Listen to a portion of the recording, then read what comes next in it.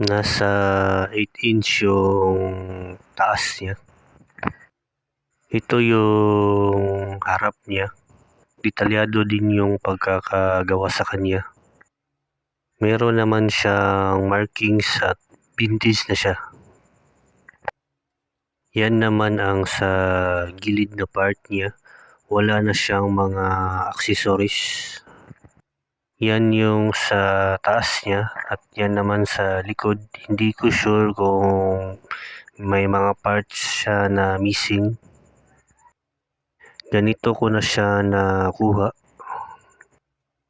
Marami din siyang parts na articulated. Naiikot yung ulo niya, pati yung sa braso niya at siko at kamay. Gaya niyan. Ganun din sa kabila at pwedeng mataas yung mga braso niya.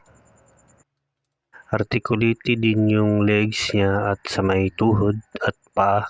Ganun din sa kabila. Pwedeng ma-bend yung mga paa niya. Pwede niyong itaas o ibaba yung mga kamay niya. Gaya niyan. At i-bend yung paa niya sa gusto niyong pose. Hindi siya battery operated. Pwede din ganyan na pose. Pwede din nakaupo. Magaan lang siya na figure at wala siyang parts na metal. Plastic lang halos lahat ng kanyang materials.